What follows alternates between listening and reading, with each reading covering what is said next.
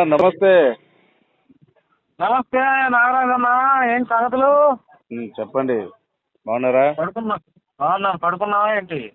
లేదు, నేను మీరైతే 100 ఫోన్లకి ఒక్కసారి ఎత్తారు, మీరు ఒక్క ఫోన్ చేస్తే నేను ఎత్తా. నీకు నాకు అదే తేడా. 100 ఫోన్లు అంటే నేను లైవ్ లో ఉన్నప్పుడు నువ్వు 100 సార్లు చేస్తే సరేలే, పర్వాలేదు.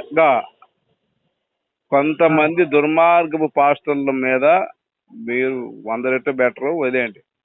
చెప్పండి. వనపర్తి చూసావన్నా? వనపర్తి మన మహబూబ్ నగర్ జిల్లా వనపర్తి గ్రామంలో శివుడు మాలేసినటువంటి కొంతమంది దుర్మార్గులు చేసిన దాడి చూసావా? ఏం చేశారు? కొట్టారు కదా ఒక పాస్టర్ ఇంటి మీదకి పోయి. ఎందుకు కొట్టారా? వాళ్ళు ప్రార్థన వాళ్ళు చేసుకుంటే వీళ్ళు శివుడు మాల వేసుకొని దారుణంగా 20 మంది కలిసి మీదకెళ్ళి ఇష్టం కొట్టారుగా. కాదండి, ఇప్పుడు మీ ఇంట్లో చెప్పేదండి, మీ ఇంట్లో మీరు ప్రార్థన చేసుకుంటే పక్కింటోడు వచ్చి కొట్టడండి. ఎందుకు కొడతారు? నేను చెప్పేదండి, అది చెప్పేది ఒకసారి వినండి సార్. నిష్కారణంగా ఎవరు కొట్టినా అది తప్పే. వాళ్ళు గతంలో పాస్టర్ ఏం చేశాడు సార్, ఆ పాస్టర్ వాళ్ళు ఏం చేశాడు మీకు తెలియదు, నాకు తెలియదు. ప్రతిదీ భూతత్వంలో పెట్టి చూడొద్దు. కాదు, ఈ పాస్టర్లు అంతా బిజినెస్ మ్యాన్ అండి, మీకు అర్థం కావట్లేదు. మీరేమో జర్నలిస్ట్ గా మీ పని మీరు చేస్తున్నారు. పాస్టర్లు ఏ పని లేకుండా పనులు చేసే వాళ్ళ దగ్గర డబ్బు తింటున్నారు. లేదు అది కాదు. నువ్వు అన్న సబ్జెక్ట్ వచ్చినప్పుడు సబ్జెక్ట్ గా మాట్లాడి. కదండి, అక్కడ ఏం జరుగుతుంది ఏం తెలుసు? నిష్కారణంగా కొట్టడం తప్పు. మతాలకు అతీతంగా సార్, ఒక విషయం వినండి, మీరు యూట్యూబ్ లో పెట్టుకోండి కావాలంటే. మతాలకు అతీతంగా ఏ వ్యక్తి కొట్టే అధికారం కానీ హక్కు లేదు. అయితే అక్కడ ఏం జరిగిందో మీకు తెలీదు, నాకు తెలియదు. మరి దాడి ఎందుకు జరిగిందో నీకు తెలియదు, నాకు తెలియదు. లేదు ఒక మాట విను. అక్కడ ఆ పాస్టర్ లో వాళ్ళ ఇంట్లోనే ఉన్నారు, ఇంటి దగ్గర గుమ్మంలో ఉన్నారు ఆ పాస్టర్. అక్కడ విషయం కాదండి, అంతకు ముందు ఏం జరిగిందో ఏం తెలుసుద్దండి? లేదు అంతకుముందు ఏమండి ప్రార్థన చేసుకోవాలంటే అది ఇదంతా కాదు. ఒక పవిత్రమైనటువంటి శివుడు మాల వేసుకున్నటువంటి 20 మంది కలిసి ఇష్టం వచ్చినట్టు జై శ్రీరామ్ అని దాడులు చేయటాన్ని మీరు సమర్థిస్తున్నారా? ఒక మాట చెప్పు. నేను ఖచ్చితంగా దాడి సమర్థించను. ఎవరి మీద ఎవరు దాడి చేసే హక్కు లేదు. అయితే చెప్పేది నేను నేర్పించేది సార్. అక్కడ వాళ్ళు ఏం చేశారో నీకేం తెలుస్తుంది అంటున్నా నేను. పాస్టర్లు ఒక విధంగా చేయరు. పాస్టర్లు చాలా హింస పెడతారు, పక్కిళ్ళని మైకులు పెట్టి గోల్ చేస్తారు, అడిగితే తిడతారు, వీలైతే దాడులు చేపిస్తారు. అవన్నీ సహించి అసలు స్వామీజీలకే కోపం వచ్చిందంటే వాళ్ళు ఏం చేశారు ఆలోచించట్లా మీరు? నిగ్రహంగా ఉండాలి. వాస్తవంగా అయితే ఏమన్నా జరిగితే అది తీసుకెళ్లి చట్ట ప్రకారం కంప్లైంట్ ఇచ్చి వాళ్ళ మీద ఏ విధమైన యాక్షన్ తీసుకోవాలి కానీ దాడి చేయడం తప్పు. ఆల్రెడీ ఎఫ్ఐఆర్ నెంబర్ 9/2026 25వ తేదీన మొన్న అయిపోయింది. వినండి ఇప్పుడు ఏ విధమైన వినండి, పాస్టర్ల మీద వినండి. 324 sub class 4 115 sub class 2 352 335 BNS యాక్ట్ల ప్రకారం వాళ్ళ పైన ఎఫ్ఐఆర్ అయింది. అరెస్ట్ చేయాలి, వాళ్ళని అరెస్ట్ చేయాలి, దాడులు చేసిన వాళ్ళు అరెస్ట్ చేయాలి. వినండి సార్, వినండి. ఇదే విధంగా మీరు స్పందించండి. ఇదే విధంగా స్పందించి ఓవైసీ గారిని కూడా అరెస్ట్ చేయించండి. ఎందుకంటే ఇప్పుడు కాదు 15 నిమిషాలని. ఇదే విధంగా ఆయన మీద కూడా కేసులు పెట్టించండి. మతపరంగా ఎవరి మీద ఎవరు కుట్ర చేయాల్సిన అవసరం లేదు. మతపరంగా ఎవరి మీద ఎవరు దాడి చేసే పని కూడా లేదు. తప్పది. నా చేతిలో ప్రభుత్వం ఉంటే ఈ వాటికి మోడీనే మార్చేసేవాడిని. నా చేతిలో ప్రభుత్వం లేదుగా. మోడీ గారినా? ఏ విధంగా? మరి అనుకుంటే సోనియా గాంధీ ఎందుకు అరెస్ట్ చేయలేదు? అటు అనుకుంటే రాహుల్ ఖాన్ ఎందుకు అరెస్ట్ చేయలేదు? లక్షల మందిని హిందువుని ఊచకోత కోయించిన ఈ రాహుల్ ఖాన్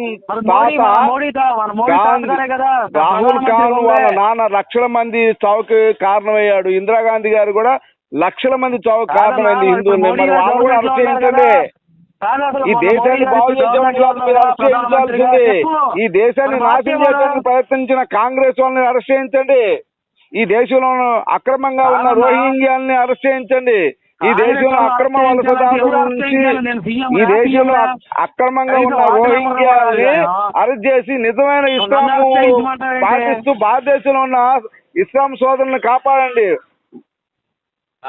అక్రమ వలసదారుని అరెస్ట్ చేయించి ఇక్కడ నిజంగా ఈ దేశాన్ని అభిమానించి ఈ దేశాన్ని ప్రేమించే ఇస్లాం సోదరులను కాపాడండి. ఈ దేశంలో అక్రమంగా ఉన్న వలసదారులు రోహింగ్యాల మీద కూడా మీరు కేసు పెట్టండి. వాళ్ళ మీద ఉద్యమం చేయండి మీరు. అలాగే నిజంగా అరెస్ట్ చేయించాలంటే నువ్వు ఎర్రప్పని కూడా అరెస్ట్ చేయించాలి. వాడు శ్రీరాముడిని తిడతాడు, హిందువుని తిడతాడు, బొట్టు పెట్టుకున్న వాళ్ళని నా కొడకని అంటాడు.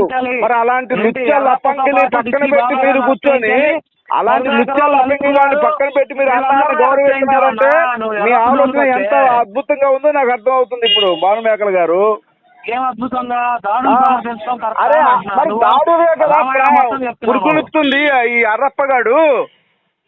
బొట్టు పెట్టుకునే వాళ్ళ నా కొడకలా అంటున్న వాడు ఆ లుచ్చగాడిని మీరు ఎందుకు అరెస్ట్ చేయలేదు? వాడిని పక్కన పెట్టుకుని కూర్చోబెట్టి మీరు మాట్లాడుతున్నారు. అలాగే ప్రశ్న రావణ్ గాడు రూపా పనికిరాని ఆ పావలాగాడు పవన్ కళ్యాణ్ గారిని బూతులు తెడుతుంటే, మోదీ గారిని బూతులు తెడుతుంటే, దేశాన్ని కాపాడే వాళ్ళని బూతులు తెడుతుంటే ఆ పనికి మాలని పక్కన పెట్టుకుని మీరు అసలు డిబేట్లు చేస్తుంటే ఏమనాలి మిమ్మల్ని? ఇప్పుడు ఒక మాట చెప్తాం. మరి ఇప్పుడు ఆయన పక్కన పెట్టుకొని పనికి మాలోడు అంటున్నాం. మరి